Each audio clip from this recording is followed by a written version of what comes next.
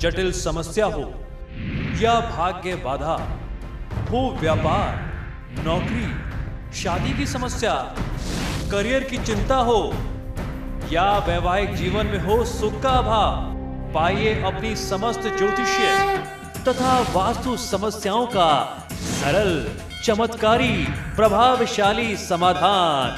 एक जाना माना और विश्वसनीय नाम, आचार्य पंडित श्री वैभवनाथ शर्मा जी, काशी के 400 वर्ष पुराने प्रतिष्ठित और अंतरराष्ट्रीय ख्याति प्राप्त राज ज्योतिषी परिवार की 8वीं पीढ़ी के ज्योतिषी और वास्तु शास्त्री आचार्य पंडित श्री वैभवनाथ शर्मा जी के द्वारा व्यक्तिगत या फिर फोन पर अपॉइंटमेंट लेने के लिए कॉल करें 9818300146, 9990724131 या फिर ईमेल करें sharma.vaibhav@gmail.com पर।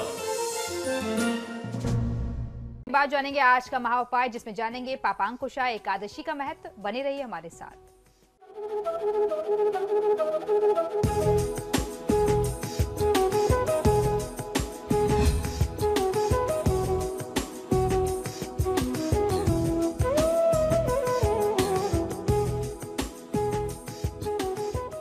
और ब्रेक के बाद एक बार फिर से आपका स्वागत है। चलिए अब आचार्य जी से जान लेते हैं आज का महा उपाय। जी बिल्कुल, आज का महा उपाय बहुत ही विशेष है क्योंकि आज की तिथि विशेष है। आज पापांकुशा एकादशी है और ऐसा हमारे धर्मशास्त्रों का मत है कि यह एकादशी सभी पापों से मुक्ति दिलाती है। अगर इस तिथि में कोई व्रत और पूजन करता है तो उसका लाभ बहुत अच्छा मिलता है। तो आइए जानते हैं क्या है इसका व्रत विधान और क्या है इस व्रत के पीछे जुड़ी हुई धार्मिक शास्त्रोक्त कथा। हिंदू पंचांग के अनुसार आश्विन मास के शुक्ल पक्ष की एकादशी को पापांकुशा एकादशी कहते हैं। इस तिथि को पवित्रा एकादशी के नाम से भी जाना जाता है। इस एकादशी का महात्म भगवान श्री कृष्ण ने स्वयं धर्मराज युधिष्ठिर को बताया था। इस एकादशी पर मनोवांछित फल की प्राप्ति के लिए भगवान पद्मनाभ अर्थात भगवान श्री विष्णु की पूजा आराधना की जाती है। हमारे धर्म ग्रंथों के अनुसार जो मनुष्य कठिन तपस्या द्वारा फल को प्राप्त करता है, वही फल इस एकादशी के दिन शेषनाग की शैया पर शयन करने वाले भगवान श्री विष्णु को सादर नमस्कार करने मात्र से मनुष्य को प्राप्त हो जाता है। और उसके साथ साथ मनुष्य को मृत्यु के उपरांत यमलोक के दुख और यमलोक की जो यातनाएं हैं वह भी भोगनी नहीं पड़ती। यह एकादशी उपवासक के मातृ पक्ष के 10 और पितृ पक्ष के 10 पितरों को, जो पूर्वज हैं, उनको विष्णु लोक लेकर के जाती है। तो ये तो इस व्रत का महात्म है। इतना बड़ा महात्म है कि एक तिथि को व्रत करने से आपके मातृ पक्ष और पितृ पक्ष के 10-10 पीढ़ियों को आप अपने इस व्रत के माध्यम से तार देते हैं। तो आइए अब जानते हैं कि इस व्रत की कथा क्या है, जो हमारे धर्मशास्त्रों में हमें जिसका संदर्भ मिलता है। प्राचीन समय में विंध्य पर्वत पर क्रोधन नामक एक बहेलिया रहा करता था। वह बड़ा क्रूर बहेलिया था। उसका सारा जीवन पाप कर्मों में बीता। निश्चित सी बात है, बहेलिया था तो पशु पक्षियों को पकड़ता होगा, मारता होगा, उन्हें बेचता होगा, उससे ही अपना जीवन यापन करता होगा। जब उसका अंत समय आया तो वह मृत्यु के भय से कांपता हुआ महर्षि अंगिरा के आश्रम में पहुंच करके याचना करने लगा कि हे ऋषिवर, मैंने जीवन भर पाप कर्म ही किए हैं, कृपया करके मुझे कोई ऐसा उपाय, कोई ऐसा साधन बता दें जिससे मेरे अब तक के जितने भी संचित पाप कर्म हैं वह मिट जाएं, मेरे पापों से मुझे मुक्ति मिल जाए और मुझे मोक्ष की प्राप्ति हो जाए। उसके निवेदन पर महर्षि अंगिरा ने उसे पापांकुशा एकादशी का व्रत करने को कहा। महर्षि अंगिरा के बताए विधि विधान के अनुसार उस बहेलिये ने पूर्ण श्रद्धा के साथ इस व्रत को किया और इस व्रत के पुण्य के माध्यम से उसके सारे पापों से उसे छुटकारा मिल गया। इस व्रत की विधि क्या है ये जानना बहुत आवश्यक है कि किस प्रकार आपको इस व्रत को करना चाहिए। इसकी कथा हमने सुनी। एक तरफ हमें यह भी शास्त्र प्रमाण मिलता है कि भगवान श्री कृष्ण ने स्वयं इस व्रत का महात्म्य बताया और फिर ये पता चलता है कि महर्षि अंगिरा ने जो है इस व्रत की कथा को बताया था। तो अब आइए जानते हैं कि इस व्रत का विधि विधान क्या हो। पवित्रा एकादशी का जो व्रत होता है, इसका नियम पालन दशमी की तिथि की रात्रि से ही आरंभ कर देना चाहिए और ब्रह्मचर्य का पालन करते हुए करना चाहिए। एकादशी की तिथि में सुबह प्रातःकाल नित्य कर्मों से निर्वृत्त होकर के साफ वस्त्र धारण करके भगवान विष्णु की शेष शैया पर विराजित प्रतिमा के सामने बैठ करके व्रत का संकल्प करना चाहिए। इस दिन यथासंभव उपवास करें। यदि आप उपवास नहीं कर सकते, उपवास में अन्न ग्रहण नहीं करना चाहिए, और अगर आपका स्वास्थ्य आपको आज्ञा नहीं देता, आपसे संभव नहीं हो पाता, तो आप एक समय फलाहार करके भी व्रत का पालन कर सकते हैं। इसके बाद भगवान पद्मनाभ की पूजा विधि विधान से करें। यदि आप पूजन करने में असमर्थ हैं तो पूजा के लिए किसी योग्य आचार्य, किसी योग्य ब्राह्मण को आप आमंत्रित करके उनसे अपनी पूजा संपादित करा सकते हैं। भगवान विष्णु को पंचामृत से स्नान कराना चाहिए। स्नान के उपरांत उनके चरणामृत को व्रती यानी व्रत करने वाला जो व्यक्ति है और स्वयं अपने शरीर पर और अपने परिवार के अन्य सदस्यों के शरीर पर वह पंचामृत का छिड़काव करे, उससे मार्जन करे और उस पंचामृत का चरणामृत का पान करे। इसके बाद भगवान को गंध, पुष्प, धूप, दीप, नैवेद्य आदि से पूजन करके जो भी आपने भोग आदि एकत्रित किया है वह समर्पित करना चाहिए। भगवान विष्णु की जो सहस्त्रनाम जो होते हैं, उनके जो 1008 नाम हैं, उन सहस्त्रनाम स्तोत्र का पाठ यदि आप करते हैं और नाना प्रकार से उनके आप स्तुति करते हैं, इस व्रत की कथा को आप वहां बैठ करके श्रवण करते हैं, या क्योंकि एकादशी है तो आप चाहें तो सत्यनारायण भगवान की कथा कर सकते हैं। इस प्रकार से आपको इस पूरे दिन को व्यतीत करना चाहिए।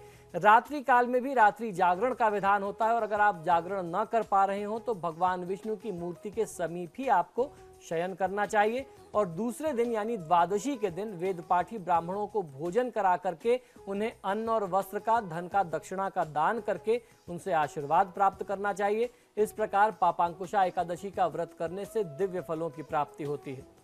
धार्मिक दृष्टिकोण से गृहस्थ हो या कार्यक्षेत्र में सफलता पाने के लिए शांत स्वरूप व जगत के पालनहार भगवान विष्णु की उपासना हमेशा शुभ फलदायी बताई गई है, क्योंकि भगवान विष्णु जगत के पालनहार पुकारे जाते हैं। भगवान विष्णु से जुड़ा पालनकर्ता का भाव कर्तव्य व कर्म का एहसास कराता है। दोनों ही भावना सांसारिक जीवन की सफलता के लिए बहुत ही अहम है। व्यवहारिक रूप से भी जिम्मेदारी उठाने और कामों को कुशलता से पूरा करने के लिए शांत स्वभाव और संयम बहुत ज़्यादा आवश्यक है। वर्तमान में जो चतुर्मास चल रहा है, इनमें आने वाली जो भी एकादशी, आज की तिथि बहुत ही विशेष है। इसके अलावा द्वादशी और पूर्णिमा की तिथि आने वाली है। इन पर भगवान विष्णु की भक्ति करना, भगवान विष्णु के मंत्र का ध्यान करना, इन सभी माध्यमों से यदि आप भगवान विष्णु की पूजा करते हैं तो ये बड़ी ही मंगलकारी मानी गई है। भगवान विष्णु की कृपा के लिए खासतौर पर विष्णु गायत्री महामंत्र का जाप किया जाता है, जिसे महामंत्र माना गया है, क्योंकि जगत जननी गायत्री की 24 देव शक्तियों में से भगवान विष्णु भी एक शक्ति हैं। इसके स्मरण मात्र से सारे कार्य की जो बाधा है, दुख है, जीवन के जो संताप हैं, वह मिट जाते हैं। तो आइए जानते हैं कि यह विष्णु गायत्री मंत्र क्या है और किस प्रकार से आपको इस मंत्र का प्रयोग करने के लिए पूजन विधि क्या अपनानी चाहिए। यदि आप किसी भी विशेष तिथि में विष्णु गायत्री मंत्र का प्रयोग करना चाहते हैं तो उसके लिए विधि ये होगी कि स्नान के बाद आप घर के पूजा स्थान में पीले या केसरिया वस्त्र धारण करके भगवान श्री हरि की प्रतिमा को गंगा जल से पंचामृत से स्नान कराने के बाद केसर, चंदन, सुगंधित पुष्प, तुलसी की माला, पीतांबरी वस्त्र यानी पीले वस्त्र, कलेवा, फल चढ़ा करके आप उनकी पूजा करें।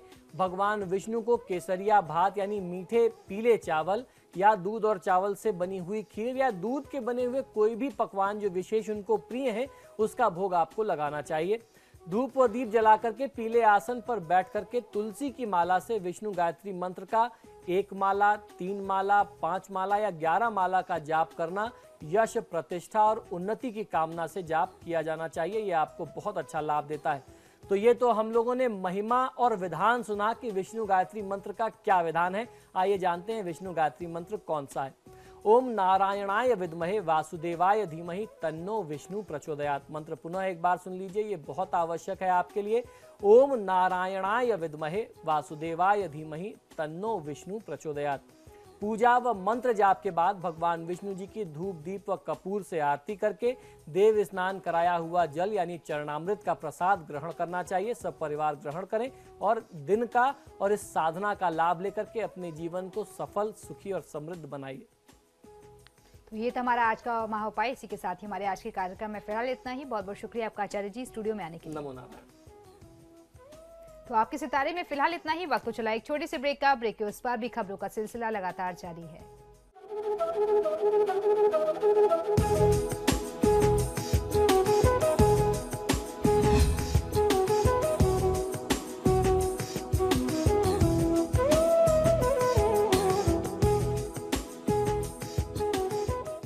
जटिल समस्या हो या भाग्य बाधा, हो व्यापार, नौकरी, शादी की समस्या, करियर की चिंता हो या वैवाहिक जीवन में हो सुख का अभाव, पाइए अपनी समस्त ज्योतिषीय तथा वास्तु समस्याओं का सरल, चमत्कारी, प्रभावशाली समाधान। एक जाना माना और विश्वसनीय नाम आचार्य पंडित श्री वैभवनाथ शर्मा जी, काशी के 400 वर्ष पुराने प्रतिष्ठित और अंतरराष्ट्रीय ख्याति प्राप्त राज ज्योतिषी परिवार की 8वीं पीढ़ी के ज्योतिषी और वास्तु शास्त्री आचार्य पंडित श्री वैभवनाथ शर्मा जी के द्वारा व्यक्तिगत या फिर फोन पर अपॉइंटमेंट लेने के लिए कॉल करें 9818-300-146, 9990-724-131 या फिर ईमेल करें sharma.vaibhav@gmail.com पर।